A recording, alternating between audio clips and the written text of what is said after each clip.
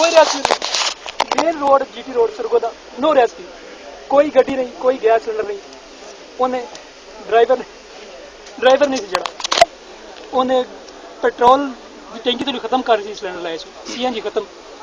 उन्हें पेट्रोल की जी ना गैलन वो सीट के पिछे बनी सी, ते एक गैलन प्रिंसीपल साहब के हुक्म उन्हें बेच रखी सी स्कूल का जनरेटर चलाने वास्ते। ठीक, गड्डी का दरवाजा उन्हें बंद किया, गड्डी का दरवाजा बंद नहीं किया ना, उन्हें तार पा के बने आदि ताला लाया, इतने उन्हें पेट्रोल पवाया ना,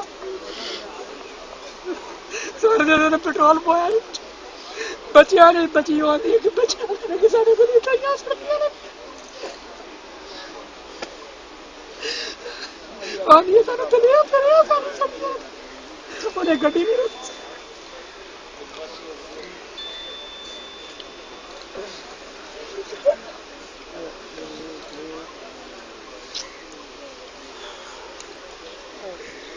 अल्लाह ताला ही आवाज़ सुनेगा। सर कुछ कर दो,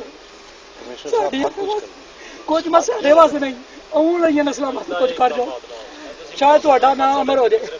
कुछ कर जाओ, खुदा दा वास्ता अरबाब इख्तियार, अपने बच्चों के मुस्तकबिल वास्ते कुछ कर जाओ यार, बदल दो कुछ बदल दो यार।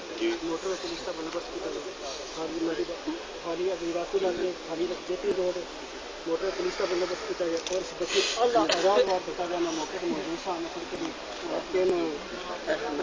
से बनाया जाए school government college degree college Punjab तैनात किया जाए।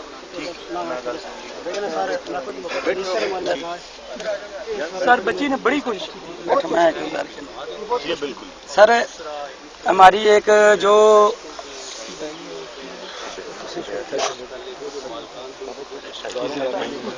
लेकिन सर वो थोड़ी कभी मौका मिल रहा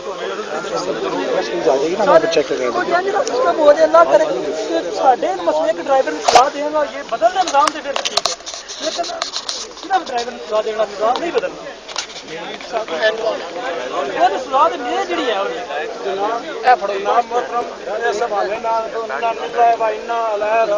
बाकी अल्लाह दे वाले ਇਹ ਜ਼ਿੰਦਗੀ ਖੁਦਾ ਦੇ ਹੱਥ ਵਿੱਚ ਸੀ। ਖੁਦਾ ਇਨਸਾਨ ਬੱਚੇ ਸਾਡੇ ਪਿਆਰੇ ਲੱਗੇ ਨੇ, ਸਾਡਾ ਉਹ ਖੁਦਾ ਜਿਹੜਾ 70 ਮਾਵਾਂ ਨਾਲ ਜ਼ਿਆਦਾ ਪਿਆਰ ਕਰਨ ਵਾਲਾ ਹੈ। ਸਾਡੇ ਰੱਬ ਨੇ ਉਹਨੂੰ ਕੋਲ ਬੁਲਾ ਲਿਆ ਨੇ। ਅਸੀਂ ਸਾਡਾ ਪੁਲਿਸ ਕਾਂਸਟੇਬਲ ਜਿਸ ਦੇ 4 ਬੱਚੇ 3 ਬੱਚੇ ਤੇ ਇੱਕ ਭੈਣ ਫੌਤ ਹੋਈ ਹੈ, ਅਸੀਂ ਡੈਡ ਬਾਡੀਆਂ ਵਿਹੜੇ ਰੱਖੀਆਂ ਨੇ। ਤੇ ਇਸਨੇ ਕਿਹਾ ਯਾਰ ਸਾਡੇ ਨਾਲ ਜੋ ਕੁਝ ਹੋਣਾ ਸੀ ਅੱਲਾਹ ਨੂੰ ਹੋ ਗਿਆ, ਚਲੋ ਨਮਾਜ਼ ਤੇ ਪੜ੍ਹ ਲਈਏ। ਸਬਰ ਦਾ ਇਤਨਾ ਬਜ਼ਾਰਾ। ਸਰ ਸਾਡੀ ਸਿਰਫ ਰਿਕੁਐਸਟ ਹੈ कि जो इंतजामिया जानती वो इंतजामिया करे। साढ़े नाल तामन सड़क ते बच्चे सड़न तो ला के सारिया तो पहला मुगवाल चौकी ट्रैफिक पुलिस डॉक्टर